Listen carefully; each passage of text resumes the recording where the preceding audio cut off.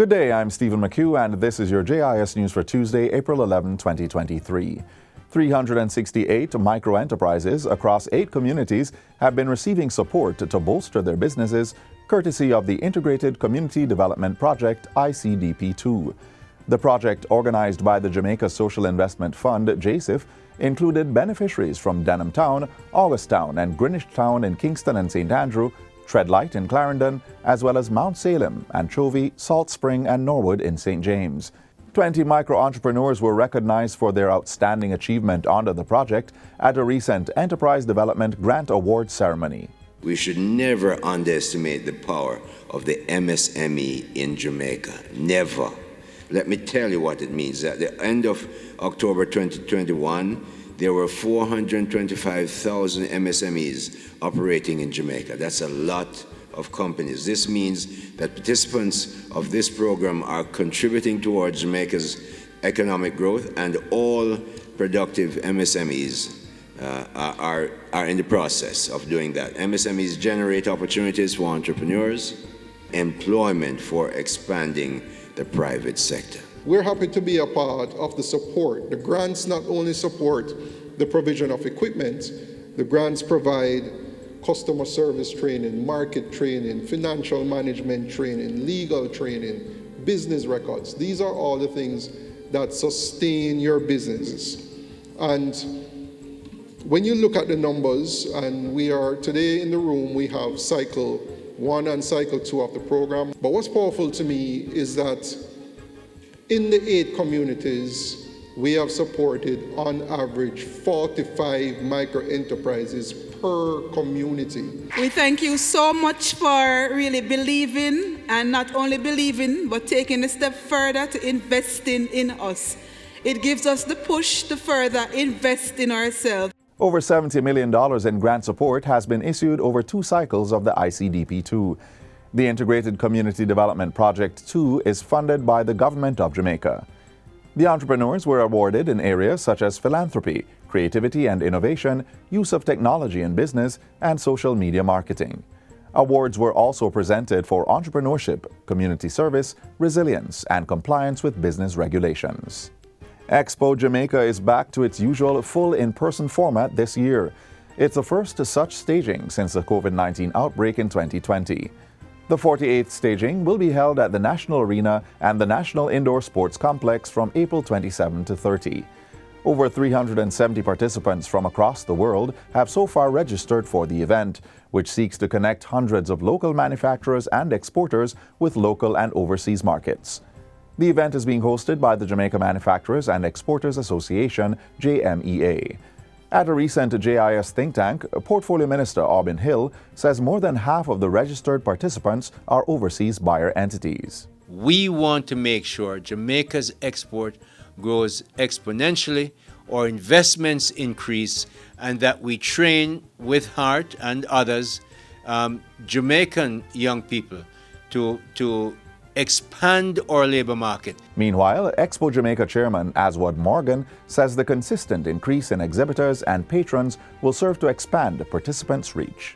We've gotten a significant support from the number of sponsors that have been associated with the show over the years, and we have continued to work as an Expo organizing committee to create what we consider to be the perfect platform. Businesses wishing to participate in Expo Jamaica have until April 27 to register at expojamaica.com.jm. For more information, call 876-922-8880 or visit the Instagram page at Expo Jamaica. The Bureau of Standards Jamaica, BSJ, has embarked on a campaign aimed at increasing the importance of quality and standards among businesses.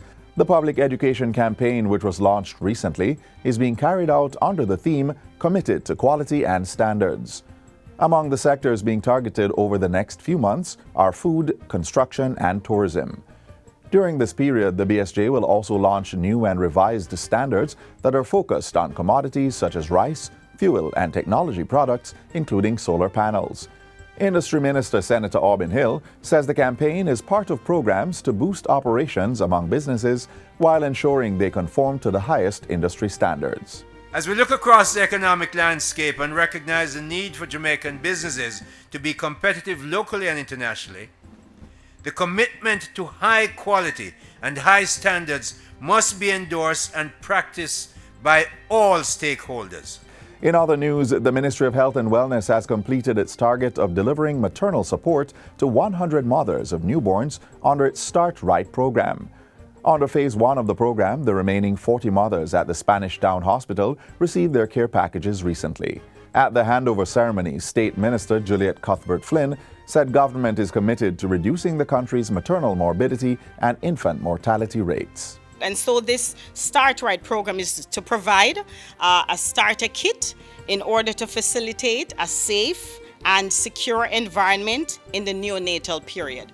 Now, we do understand from time to time in Jamaica, a lot of our mothers may not have a crib to secure their baby. You may not have a cot. And so this snuggle nest that you see here will be the perfect place to place your baby once you're doing chores in the house, or even if you're going to be taking a nap.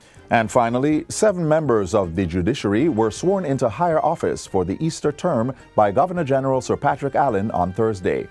They will serve in the Court of Appeal and the Supreme Court.